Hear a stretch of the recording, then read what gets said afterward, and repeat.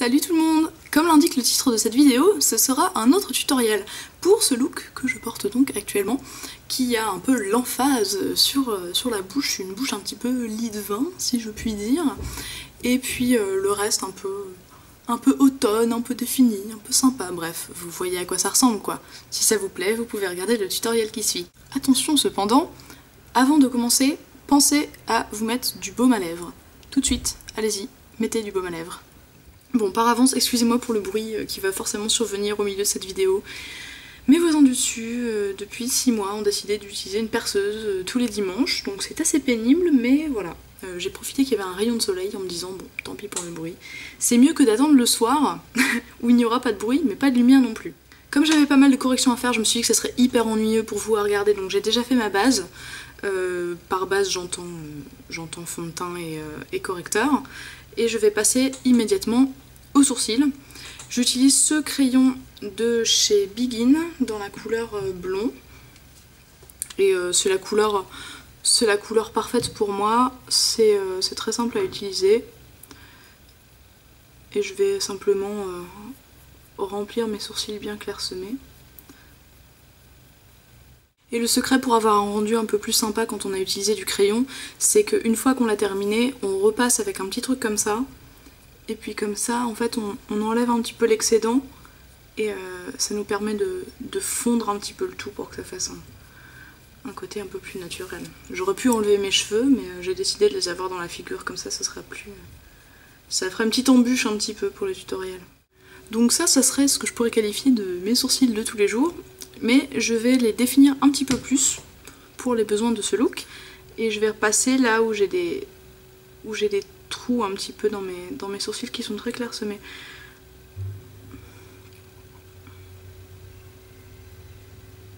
J'évite de trop en faire au niveau de la tête du sourcil, parce que ça peut très vite faire hyper défini, hyper carré, un peu le sourcil à l'américaine, si vous voyez ce que je veux dire. Alors ça peut plaire, mais moi ça me plaît pas du tout. Donc j'ai sorti mes gros sourcils et je viens fixer tout ça avec un gel transparent. Ensuite je vais passer au maquillage des yeux. Je commence avec cette ombre stick de chez Bobbi Brown que je vais appliquer un peu à l'arrache sur toute ma paupière mobile en remontant un petit peu dans le creux. On n'a vraiment pas besoin de faire ça très bien, vous voyez j'ai fait un gros pâté mais c'est pas grave puisque après on fond tout ça au doigt.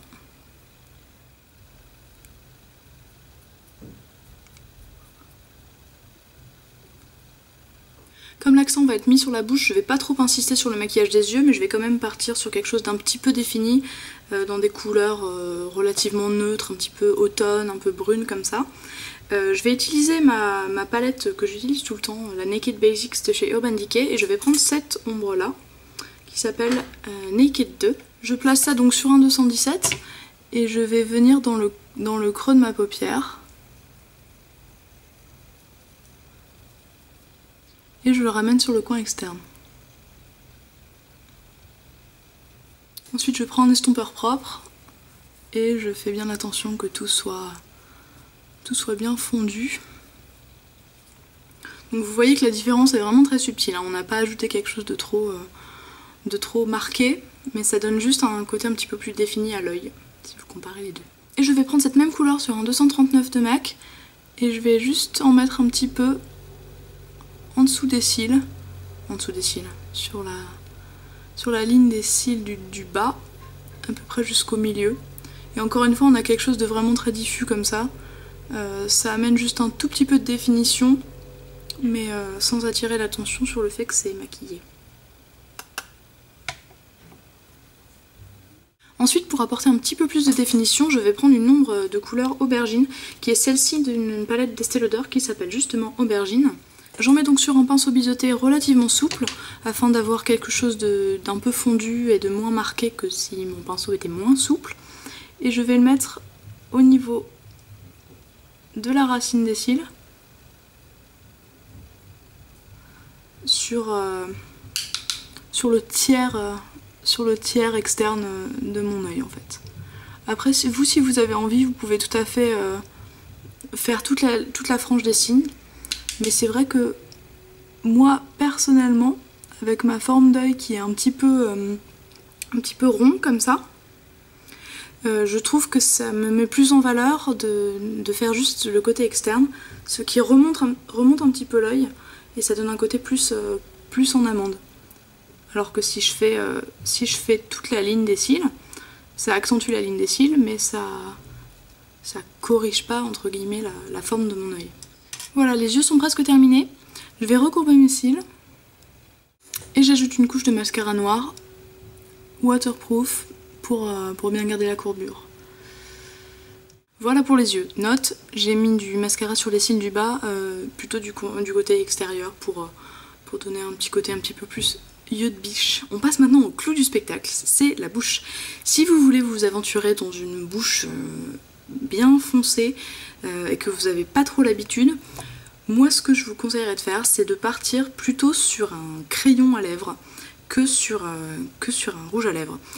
Parce que les crayons à lèvres, on peut en trouver qui sont vraiment très longue tenue et ça a un rendu mat, sec, donc ça transfère pas ou presque pas. Moi j'avais donc utilisé ce crayon à lèvres de chez Rouge Baiser, qui est une de mes marques favorites pour ce qui est des lèvres.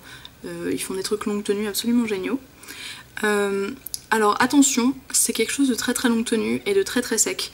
Donc indication avant de commencer, ayez les lèvres bien hydratées. Si elles sont très sèches, abstenez-vous, ne partez pas sur quelque chose comme ça. Et puis au moment où vous dessinez votre contour des lèvres, souriez bien afin d'étirer bien votre peau. Parce que si vous le faites pas, vous risquez en fait de faire un trait qui sera très bien, sauf que quand vous allez après sourire, vous allez étirer votre peau et là on va voir que ça va plus faire un trait bien droit, ça va faire des pointillés. Et enfin avec ce truc là, comme avec tous les produits très longue tenue, il faut éviter de repasser plein de fois au même endroit parce que sinon le produit s'accumule et ça fait quelque chose de pas très esthétique. Donc sous vos yeux ébahis, je vais donc essayer de ne pas faire quelque chose d'horrible.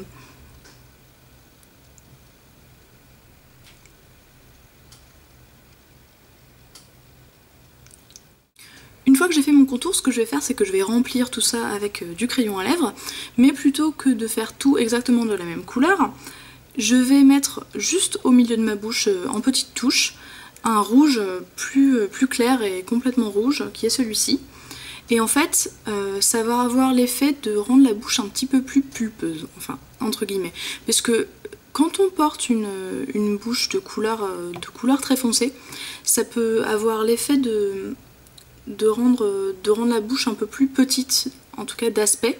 Et si vous avez déjà la bouche petite comme c'est mon cas, ça peut être intéressant justement de faire un espèce de dégradé de couleur qui sera au final assez discret, mais qui va donner un côté un petit peu plus volumineux pour compenser l'effet foncé.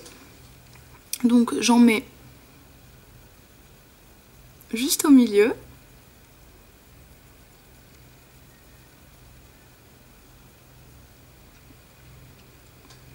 Pas beaucoup. Et je remplis donc le reste de ma bouche avec le premier crayon à lèvres, en faisant attention de ne pas en mettre trop parce que sinon ça va faire tout pâteux et tout immonde.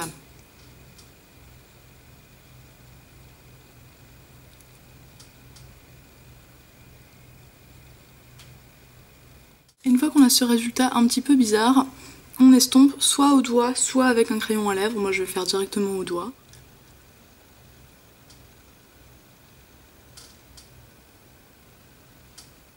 Alors ensuite il y a deux écoles, soit vous aimez avoir les bords complètement définis et vous pouvez à ce moment-là repasser un coup de crayon pour bien redéfinir les bords, ou alors vous êtes comme moi et vous préférez justement les bords très flous. Et donc ce que vous pouvez faire, c'est prendre un coton-tige tout simplement et le passer au niveau des bords pour rompre le côté trop défini.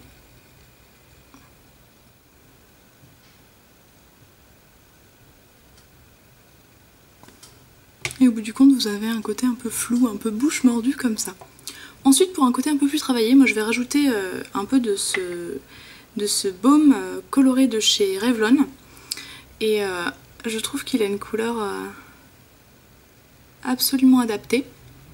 Et j'en rajoute simplement partout.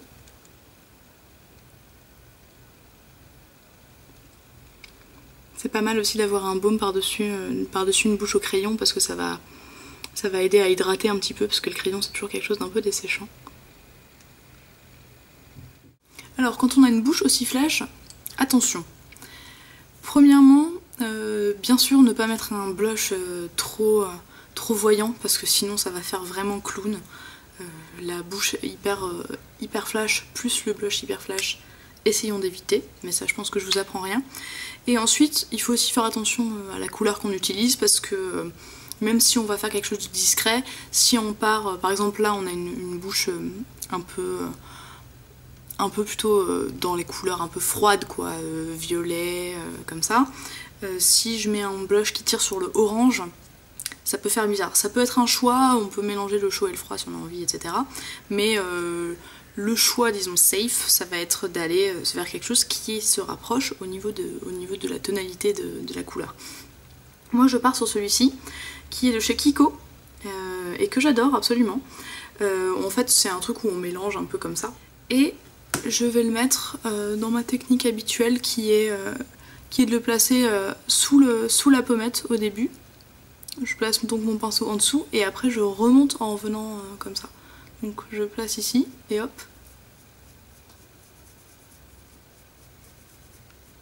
Je remonte. En fait cette technique je la fais depuis pas très longtemps mais j'ai remarqué que ça permettait de bien tomber au bon endroit et de bien lifter la pommette, si vous voulez. Faire attention avec ces blushs, ils sont bien pigmentés. Et ensuite, tout à fait optionnel, mais moi j'ai envie, je vais rajouter un petit peu d'highlighter en utilisant ce produit de chez Body Shop, qui a des petites billes comme ça. Très joli, merveilleux. Avec un contour brush de chez Real Techniques pour avoir quelque chose d'un peu précis. Et je vais en mettre comme ça sur le haut de la pommette, puisque c'est un maquillage d'automne et qu'en général en automne on n'a quand même pas beaucoup de lumière. C'est toujours bienvenu de mettre un petit peu d'highlighter. Et voilà, le look est terminé. J'espère qu'il vous a plu, j'espère qu'il vous a donné un petit peu d'inspiration pour cet automne. Je vous souhaite une très bonne journée, une très bonne soirée. N'hésitez pas à vous abonner si vous avez envie, n'hésitez pas à ne pas vous abonner si vous n'en avez pas envie.